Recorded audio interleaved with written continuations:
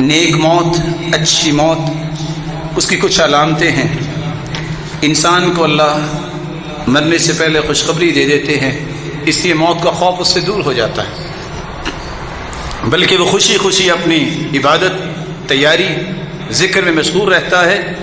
اس پہ موت کی یہ ہلکانی ظاہر نہیں ہوتی۔ اللہ کے رسول بھی کلمہ پڑھتے پڑھتے، گفتگو کرتے کرتے، اور صحابہ کرام بھی اللہ کے پاس گئے۔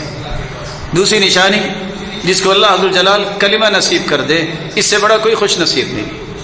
موت کے وقت جسے کلمہ نصیب ہو جائے، اللہ کے پیارے پیغمبر نے فرمایا یہ اچھی موت بھی ہے اور ساتھ یہ جنت بھی جائے گا۔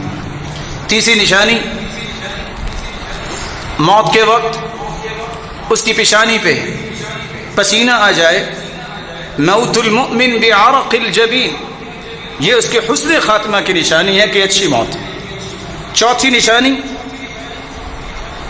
جمعے کے دن یا جمعے کی رات کو جو فوت ہوتا ہے، اللہ اسے عذاب قبر سے محفوظ فرمائیں گے، جیسا کہ جامع ترمذی کی روایت۔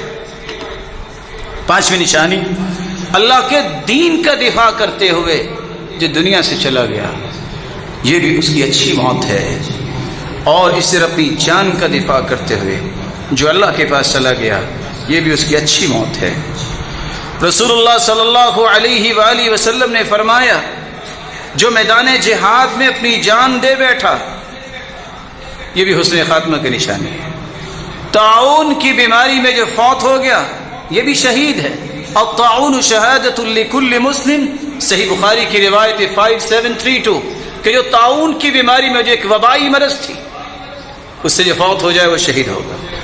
رسول اللہ صلی اللہ علیہ وآلہ وسلم نے فرمایا الموت بداء البطن، پیٹ کی بیماری سے کوئی بیماری جس کا پیٹ کے ساتھ تعلق ہے اور وہ فوت ہو جائے وہ شہید ہوگا۔ المبطون شہید، صحیح بخاری کی روایت ہے۔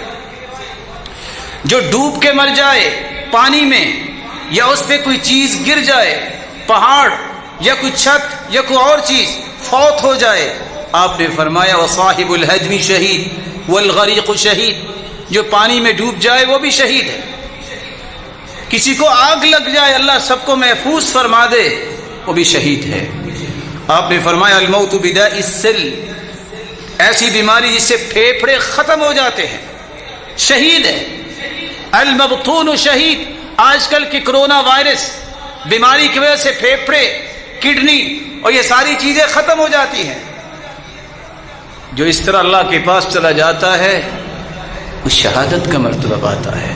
یہ اللہ کے پیارے پیغمبر صلی اللہ علیہ وسلم کے فرامین آپ سن رہے تھے۔ اس لیے مرنا تو ہے، اس کے لیے تیاری کرنا یہ ہم سب کی ذمہ داری ہے۔ دین کی بات پھیلانا صدقہ جاریہ ہے۔ ثواب کی نیت سے ویڈیو کو شیئر ضرور کیجیے۔ جزاک اللہ۔